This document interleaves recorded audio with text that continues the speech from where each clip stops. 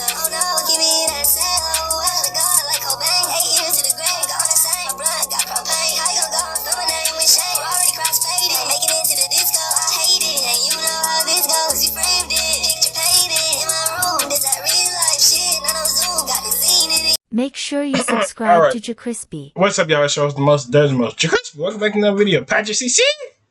Why comedy movies die? By Patrick CC. We're on the road to 300. Let's get it. Why does the comedy die though? Low-key. Let's see. Let's find out. I might have moved my camera to the left. No, to the left. To the left. To the left. Now. Move it to the left. To the left. To the left, to the left, to the left. Now, oh yeah, to the left, to the left, to the left, yeah.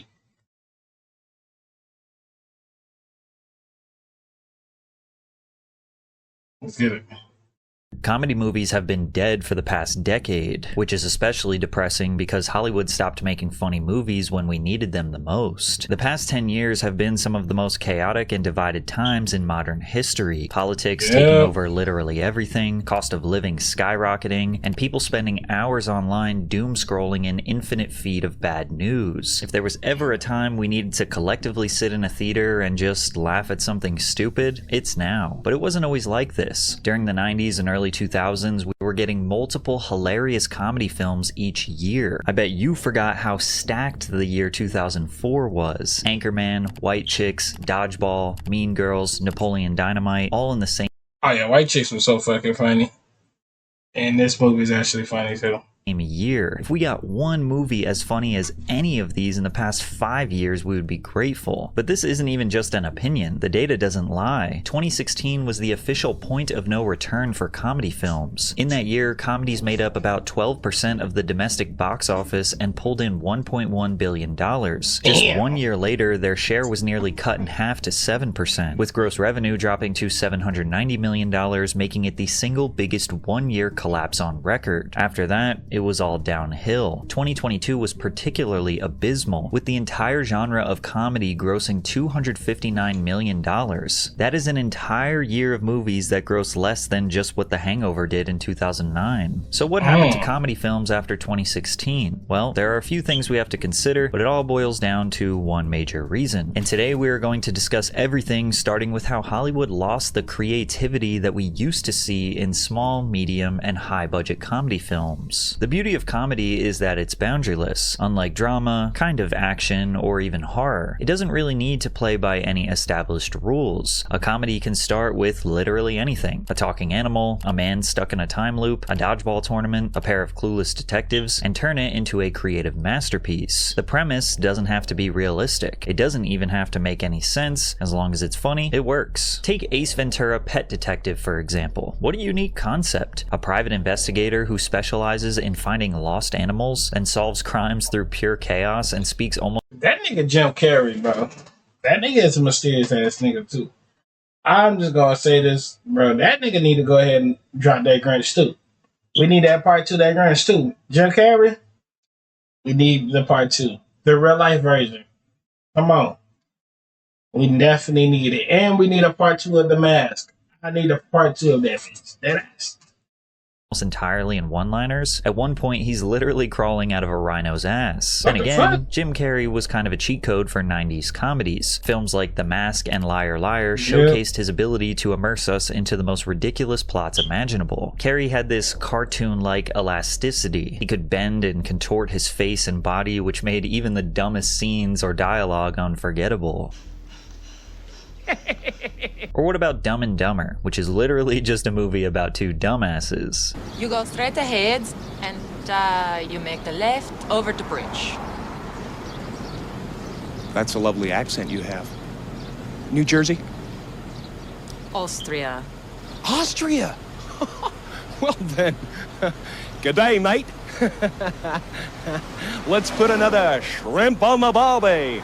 I always found myself gravitating towards films that had insanely unrealistic plots. The kind of movies where the world they're in doesn't follow society's rules or any rules at all. When there's no logic to be broken and the possibilities are endless. Like, literally anything can happen. The Hangover took this concept to the absolute maximum. At its core, it's just a bachelor party gone wrong. Something that in real life might just end with a bad hangover and some embarrassing photos. But in this world, it spirals into a mystery involving a missing groom, a stolen police car, a baby in the closet, Mike Tyson's tiger, and a mob boss named Mr. Chow. It's an escalating chain of ridiculous events where every new reveal is crazier than the last, and because the movie establishes early on that anything can happen, you never question it. In Anchorman, the 1970s news industry is less about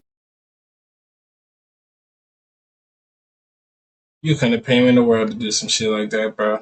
journalism and more about ego wars that escalate into literal deadly combat between rival news teams, compete with tridents, horses, and someone catching on fire, and then casually returning to work like nothing happened. Anchorman, one very important thing, make you laugh. Brian, I'm gonna be honest with you, that smells like pure gasoline. They've done studies, 60% of the time, it works every time. That doesn't make sense. The amount of quotable lines in this movie is unprecedented. It was even unique back then, but now, I mean, maybe you'd be lucky to get one or two quotables in a comedy movie. Dodgeball is about a Las Vegas dodgeball tournament for fully grown adults with a prize big enough to save a failing gym. If you can dodge a wrench, you can dodge a ball. What? Oh! Yeah, my nigga, you would have caught that fade with the nice, good two-piece combo on the side with it. Boy, I would have hit that nigga with nice back with that wrench, and I would have straight get the punching on him bad. Ain't no way this nigga threw that wrench at me like that. Hell no. They get their asses handed to them by a bunch of Girl Scouts, experiment with some interesting uniform styles, and Ben Stiller is in this film doing what he does best, playing the role of the villain. And what about Ted, which asks you to accept, without hesitation, oh, God, Ted is a hilarious movie. I could go back and watch Ted so many times, bro. They making a Ted 4? Or I'm pushing it. His childhood teddy bear came to life, grew up with him, drinks, does drugs, and gets into full-blown relationships. And these are just some of the ultra-mainstream movies. Don't even get me started on Pootie Tang and Don't Be a Menace to South Central while drinking your juice in the hood. These are movies that are so absurd that you... Don't be menace to society. What the fuck is he talking about? Wait. It's Don't Be Menace to Society. How you got... Hold up, bro. Don't be a menace to society, bro. Don't be a menace. This is the first. I'm looking at the other Don't Be a Menace to Society. The other one. Yeah. Okay. Just some of the ultra-mainstream movies. Don't even get me started on Pootie Tang and Don't Be a Menace to South Central while drinking your juice in the hood. These are movies that are so absurd that you have to make sure you watch them with people who have the same humor as you, otherwise they'll look at you like you're crazy. There are very few comedies today that keep the spirit of this this is funny, bro. That crackhead really came up to ask him that question, bro. Insane absurdity. However, Cocaine Bear is one that does come to mind, which is about an American black bear that eats a stash of cocaine that fell out of a plane smuggling drugs. The bear becomes highly aggressive, attacking and trying to kill hikers in its way. While the movie is just alright, I do respect the dumbness of this idea. It's not trying to be relatable, it's just leaning fully into a ridiculous premise and committing to the bit, and that's something we don't nearly get enough of anymore. Most modern comedy movies take the safe route. We get movies like Vacation Friends 2, a generic sequel with the same recycled concept of a holiday gone wrong and being stuck surrounded by people with clashing personalities. Or The Man from Toronto, another Kevin Hart buddy comedy that is so formulaic it feels like it was designed for people to turn on and then fall asleep while the ads run. Comedies rarely go for absurd humor these days because, well, it's really difficult. Too open of a canvas can make it harder to build a story with structure. The freedom to do anything also means there's nothing stopping you from literally losing the plot, which is kind of what happened in Cocaine Bear. However, other great comedy films in the past started with a lightly realistic framework which only enhanced the absolute farce that took place during the film, like Super Troopers, a movie about morally... Hold on, wait a minute. I know. Like it just came up in my mind. Ain't Cocaine Bear was like a killing movie? Like he was killing everybody. He was going every place to kill people, and like he had to save the like. She was going back to like get her babies or some stuff like that. I don't know. I watched that off of Nerd Explain. Okay, we need to go watch the Nerd Explain. Questionable cops? Off camera sure, stuff. That sounds realistic. Until you realize these highway patrol officers spend more time pranking civilians and messing with each other than actually enforcing the law. They behave in a way that doesn't even come close to representing reality, and none of them would still have jobs after these antics. But at the same time, it does make you think some cops might actually act like that in private. Or the 40-year-old virgin. Sure, it's very possible that a man... Hey, go back to that movie. Hold up. Actually act like that in private. Or the 40-year-old virgin. Yo. Sure, it's very possible that a man could abstain or just not have... Yo, the 40-year-old virgin movie, bro. Oh my god, that's hilarious, son. Because I used to joke with my brother. I was like, bro, what if one of us just turned out to be the 40-year-old virgin? And I was like, oh god, like if that happened, I'm just fucking just life with it. Oh god. But at least I got some. Thank you, Jesus. I didn't turn out to be the 40-year-old virgin. The opportunity to have sex for half their life. And if you found that out, you might think, wow, that's interesting, and then move on. But the movie takes that basic, believable premise and pushes it into pure absurdity. It then turns into all of Steve Carell's co-workers dedicating their entire lives to getting him laid. And of course, stepbrothers. Yes. I have a stepbrother. Tons of people have step-siblings. It's an extremely relatable experience, navigating new family dynamics and sharing space with someone you didn't grow up with. But in the film, nothing about that is relatable. We have two 40-year-old men with no jobs that spend their days building bunk beds, hanging out in a treehouse, and fighting like toddlers. I didn't touch a drum set, okay? I witnessed with my eyes your testicles touching my drum set. All right, that's it! A modern version of this absurd but also still upholding a slight realistic framework is the teen comedy movie. With Chewy, get their mealtime match, like Blue Buffalo Wilderness, to fuel their adventures. Time for an oil change. Philip, that last place took 3 hours. Little Henry remembers, right, Little Henry? Movie Bottoms. Step Brothers, on the other hand, it was but it was corny as hell, though. Like, I ain't like Step Brothers like that. Step Brothers is like a one-time thing you should watch one time in your life. And like you sat back and watched that again. It's like, why? Why did they just make this movie? It's terrible. That's Marshawn Lynch.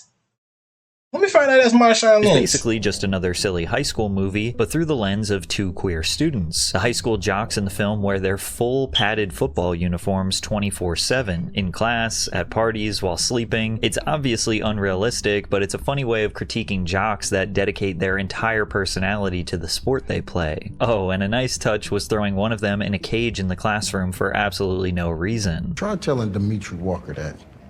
Little mother came the first week and I ain't seen him since. Dimitri Walker committed suicide the first week of school. Whoa! Sure he did. The reason why most comedy films today feel like they are missing that ultra creative touch, at least according to legendary director and producer Judd Apatow, is because comedy writers these days are just less funny. He said, when you make the list of the best movies of all time, you're always going to put Airplane on it. And if movies like that aren't being made right now, it's because people aren't smart enough and funny enough to make them. Okay, so who would be smart enough or funny enough to write a modern masterpiece? Well, I've noticed that comedy films today seem to be missing actual comedians. And that's because some of the funniest and most popular comedians today are opting for something much easier and more profitable: podcasts. Before podcasts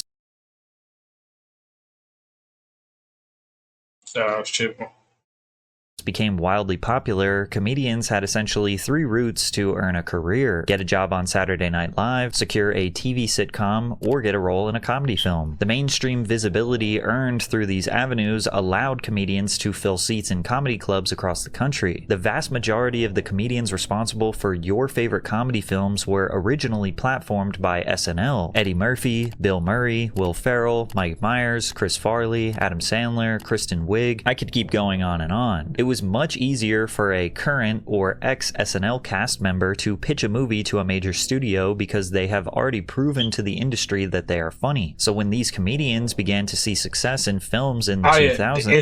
It's freaking hilarious how they made Grow Up, bro. Grow Up was actually... And they summed it up with a number 2, bro. That was hilarious, bro. Like, that whole, 2 series was actually the most funniest thing to go sit back and watch. They assisted in casting other comedy actors with a ton of potential. Actors like Jonah Hill, Zach Galifianakis, Paul Rudd, Vince Vaughn, Melissa McCarthy, Steve Carell were able to skip over SNL and go straight to the big screen. And it sounds painfully obvious to say, but I think a large reason why older films were funnier was because the funniest people at the time were either writing or acting in these comedy films. Today, a comedian doesn't need SNL or a comedy film to determine their potential for a comedy career. All they need is a podcast. If you can be funny for an hour a week behind a microphone, clip the best moments for TikTok or Instagram, and build a loyal audience online, you can skip Hollywood entirely and still sell out theaters on a national tour. I'm sure Theo Von could assist in writing or acting in a really funny movie if he tried, but why would he? With podcast ad revenue, Patreon subscribers, and live show ticket sales selling out all over the country, a lot of comics are making more money than they ever could from starring in a studio comedy without months of shooting,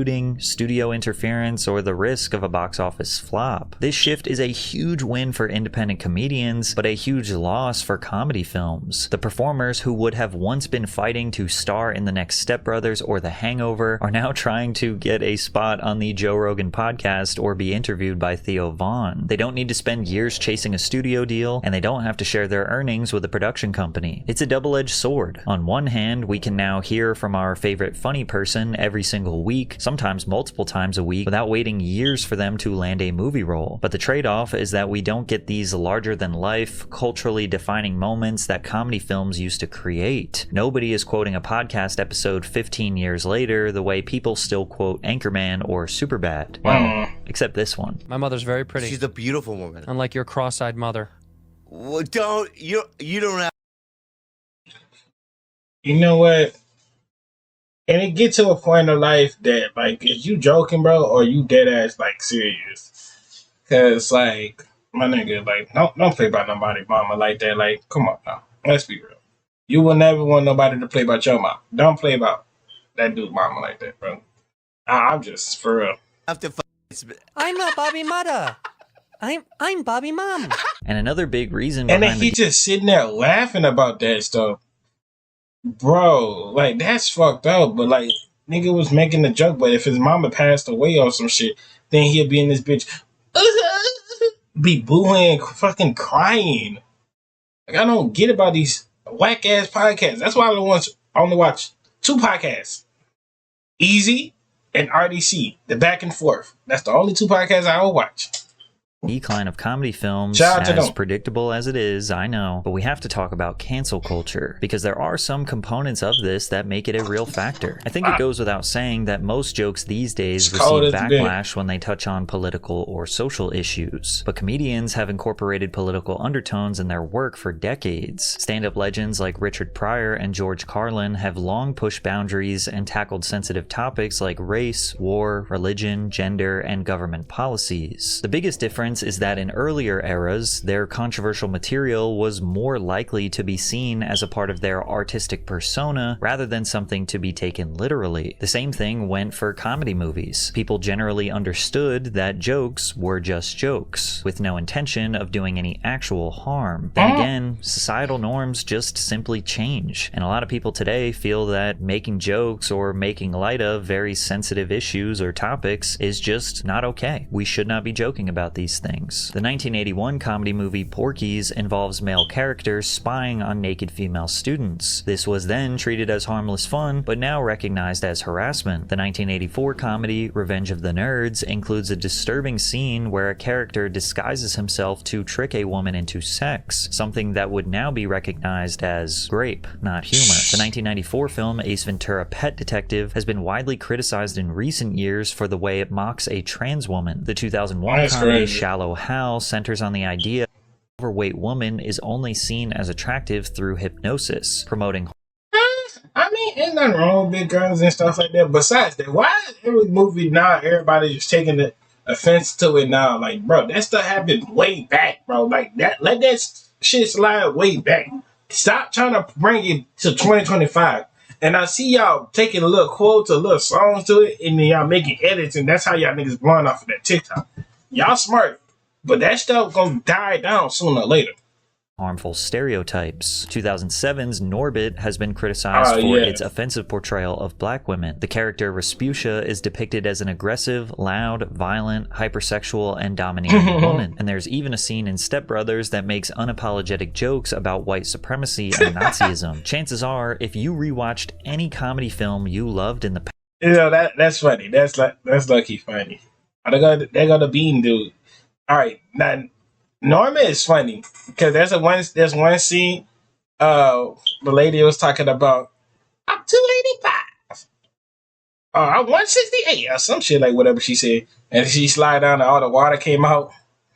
past, you'll find a joke that either aged poorly or maybe you just don't think it's funny anymore. That's normal. And it may seem like these jokes or premises were okay in the past and people didn't care as much, but that's not necessarily the case either. They just did not have the platform to express their opinions. Social media has given literally anyone and everyone a platform to express immediate feedback and criticism, and this is a blessing and a curse. I and many other YouTubers literally benefit from this modern social media climate. We have no superiors that are controlling our opinions, deciding who we can and can't criticize, but then again, I am also providing depth, research, and nuance to the videos that I'm putting out. I'm also not trying to say any actor or movie should be canceled, deplatformed, or lose sponsorship or business opportunities. Also, if you look at the positives, the exact opposite can happen. A movie or comedian that is overlooked by the mainstream or considered problematic could actually be really funny, and there will be online praise for it. A telltale sign is when the tomato meter from expert critics is super low, but the popcorn meter, which is fan reviews, is high. However, as we know, most of the problems don't come from people giving genuine, nuanced criticism, but rather those who get their fix by causing outrage. Someone can straight up sit in a theater on the night of release and live tweet how funny a movie is. You'll see zero effort Twitter rage baiters go viral with vague tweets like, "I can't believe y'all think this is funny," or "this is problematic," which seems easy to...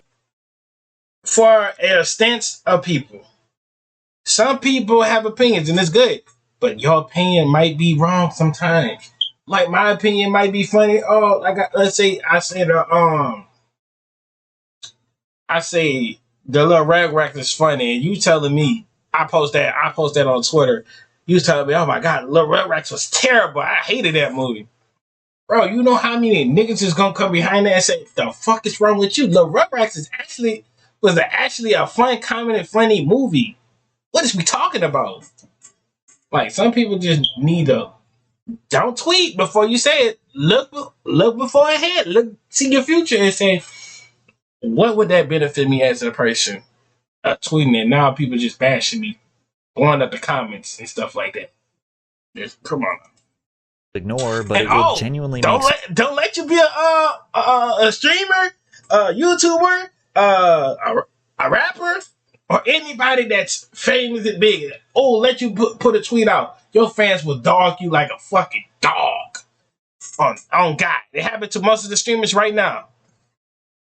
Someone think, damn, I guess I shouldn't go see this movie, or am I a bad person for thinking this is funny? And because social media rewards look, there's some movies, hands down, is so terrible that I could name a few of them. And there was, okay, Lady in the Yard.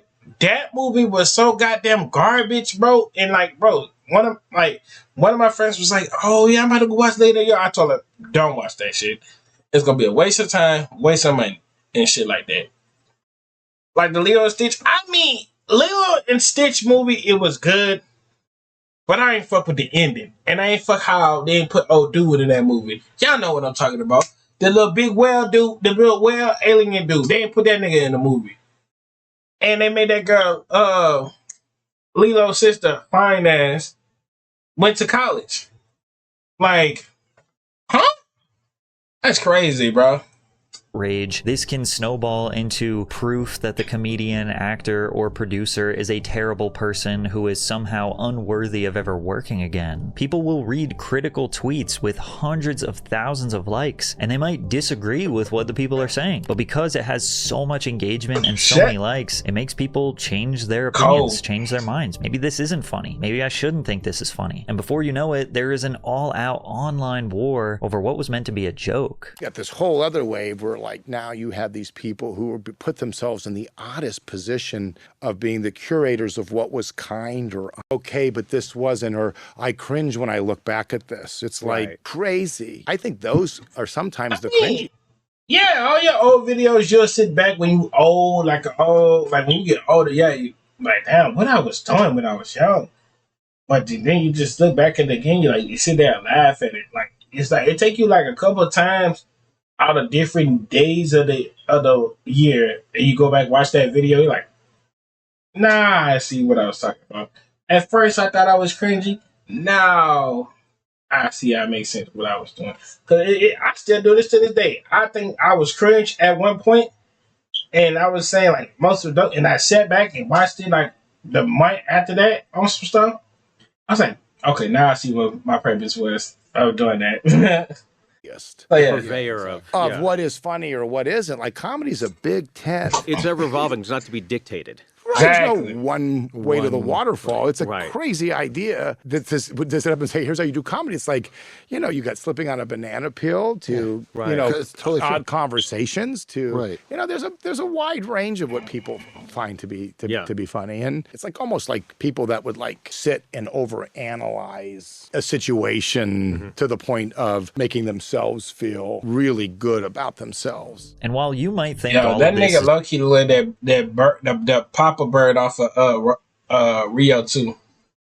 If y'all know what I'm talking about, go look that shit up real quick. It's just easy to ignore. It's social media. It's not real. Just make the movie, right? Well, it's evident that major studios are a little hesitant to release a comedy with edgy or politically incorrect humor. However, actor Seth Rogen disagreed with this notion during an interview with Esquire magazine. The complaint that comedy is harder than it used to be is not a valid complaint. Maybe it was too easy before, and why should it be? Why shouldn't it be hard? I like that my job is hard because I'm trying to do something that requires a huge amount of resources and people's time and energy. What do you wish you could say? What do you feel has been taken from you? It's always funny when people are like, oh, they could never make the Diversity Day episode of The Office today. You can still watch it. I'm constantly meeting teenagers who love Superbad and who think it holds up, and none of them are like, how dare you have said that? And Seth does make some great points here. Studios can still make whatever they want. There's nothing stopping them. And it's not objectively harder to be funny today. It just seems like they are not being honest about what they actually think is funny, which is why these comedy movies come out with boring or sanitized humor. The reason why Superbad holds up is because it was honest about the way many teenage boys think and speak. They are rude, crass, always thinking about sex, insulting each other constantly, distracted in school, thinking about the weekend, and living life like they are invincible. You just get out of here and we'll talk about this later.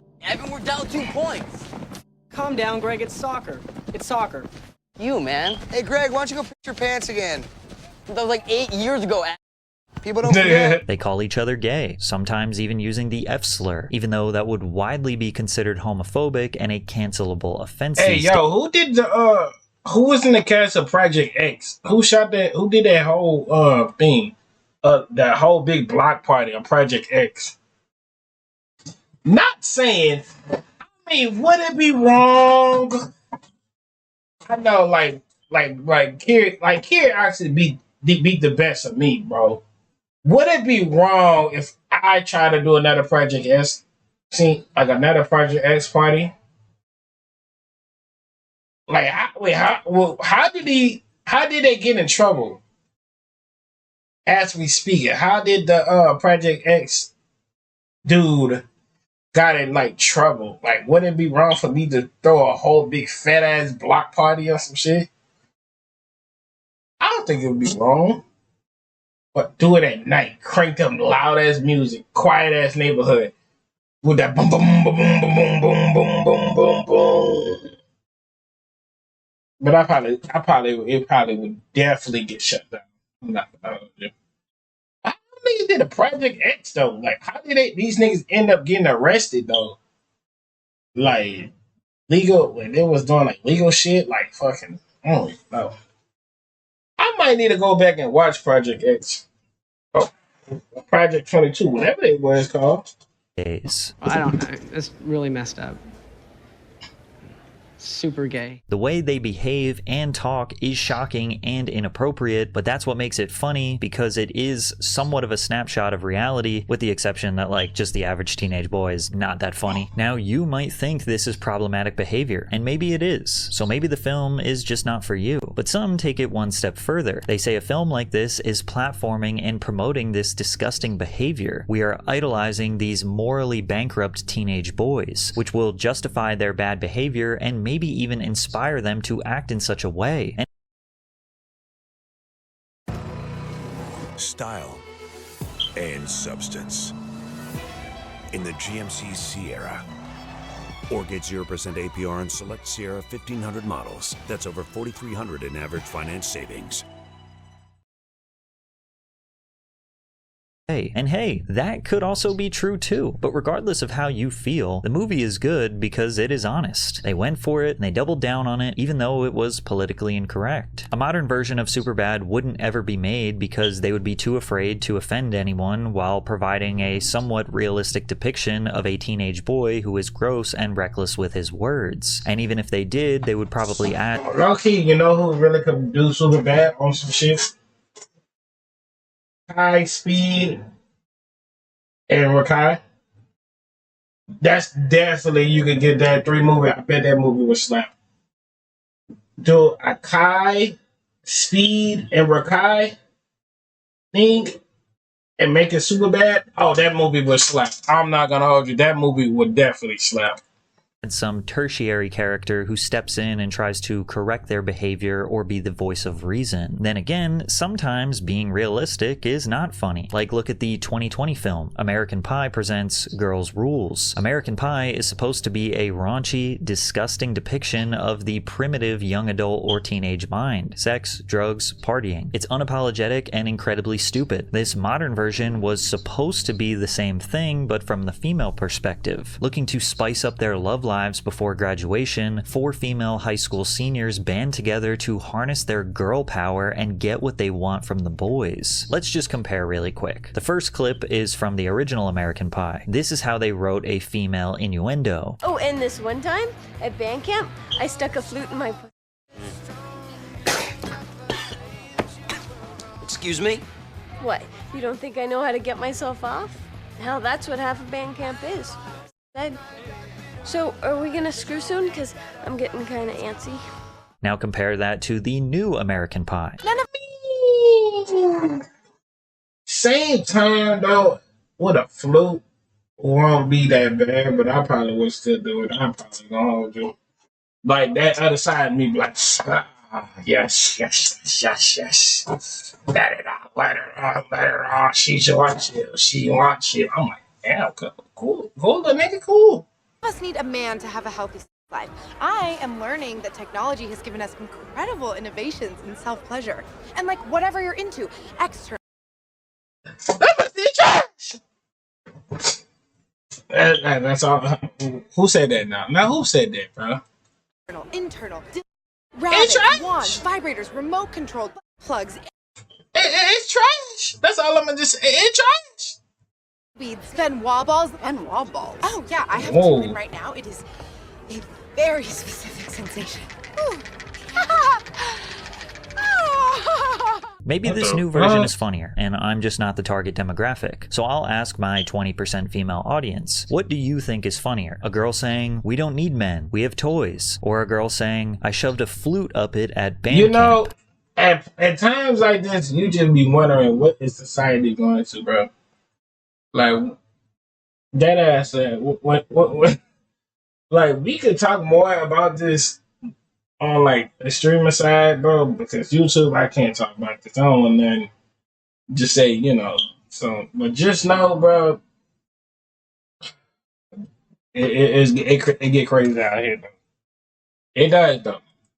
The fear of being canceled is so apparent that studios seem to not even try to make a true comedy anymore. Some of the most highly rated comedy films in the 2020s aren't exactly praised for their straight up funny premises and jokes. Take Don't Look Up, for example. Sure, it has funny moments, but it's a satire about a planet-killing comet that's clearly a metaphor for climate change, media distraction, and problematic politics, setting up the planet for failure. Do these comments look like they are for a comedy movie? I always respect a movie that has the balls to actually show the world ending. Every disaster movie starts with the government ignoring a scientist. We really did have everything, didn't we? Damn, that made me cry. You know what other comedies are extremely popular in the 2020s? Free Guy, Guardians of the Galaxy 3, Dungeons and Dragons, Honor Among Thieves. Do you notice anything different about these comedy movies? They are superhero movies. And don't get me wrong, they're entertaining, they're fun, but they're not comedies in the traditional sense. We get a lot of these films that are action first with humor as a seasoning, but ultimately, much like every other industry, the true reason why comedy films are not being made like they used to is because of, you guessed it, money. When it comes to movie theater ticket sales and financial performance, comedies have always been risky. While genres like adventure and action can have more of an expected success due to built-in spectacle, global appeal, and merchandising potential, comedies rely almost entirely on the jokes landing. What one person finds hilarious, another might find confusing, offensive, or simply unfunny. Jokes often rely on shared knowledge, references, or social commentary that might not translate across different cultures or age groups. A comedy scene that relies on American pop culture might fall flat for an international audience unfamiliar with these references. And on top of that, there's typically no giant CGI battle or billion-dollar franchise name to fall back on if the audience isn't laughing. Now, back in the day, plenty of comedies were huge financial successes. Meet the Fockers, The Waterboy, Wedding Crashers, 22 Jump Street, all grossing hundreds of millions of dollars in the worldwide box office, whereas others that are still considered good or cult classics underperformed in the box office. Adam Sandler's Billy Madison only grossed $26 million at the box office. Dazed and Confused only earned $8 million. Grandma's Boy, $6 million. And this was at a time when people were still actively going to the theaters. Our last peak in movie theater ticket sales was in 2002 when 1.5 billion tickets were sold. And although these films technically made more money than their budget, film budgets typically refer to production costs only. Marketing and distribution costs, also known as P&A,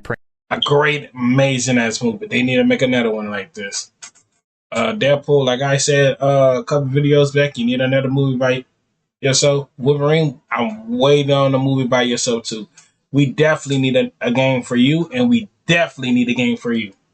and advertising are handled separately, and these marketing costs can be in the tens of millions. However, where these films made their real money was in DVD sales, also another thing of the past. DVDs, rentals, and cable syndication were the lifeline for comedies that didn't crush it in the theaters. A movie like Billy Madison might have been considered a moderate performer at the box office, but once it hit Blockbuster shelves and played on Comedy Central every other weekend, it became a cultural staple. Those secondary markets gave studios the confidence to take a chance on mid-budget comedies because even if they didn't make their money back in the theaters, there was a high probability the film would eventually find its audience later. That safety net is now gone. Ticket sales... They got nothing but Adam Sandler's movies right there.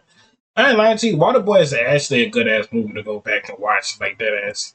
Are down. Physical media sales have plummeted. Rentals are practically extinct. And while streaming might seem like a replacement, it doesn't generate anywhere near the same revenue for studios. Once a comedy film drops on Netflix or Hulu, the studio gets its licensing fee and that's it. There's no long tail of DVD sales trickling in for years, no late night TV reruns keeping the movie in circulation. There is no second life. Judd Apatow confirmed this when he said, after the last writer's strike, it felt like the studios decided not to develop movies. They used to buy a lot of scripts, and they had big teams of people giving notes, and they worked for years with people in collaboration on those scripts. I feel like the studios don't buy as many scripts now. Today, every comedy has to either perform in theaters that are half empty, or immediately crush on streaming, or it's a total loss. So basically, comedy films just can't work in the modern era. Comedians are choosing podcasting and stand-up over film. The toxicity of cancel culture puts comedy films at risk to cause uproar, either immediately or years from now when people just decide the jokes are problematic, and combine that with no multiple streams of revenue to make back the investment, comedy films are a huge risk that most major studios simply aren't willing to take anymore. So you're just gonna have to find something else to laugh at.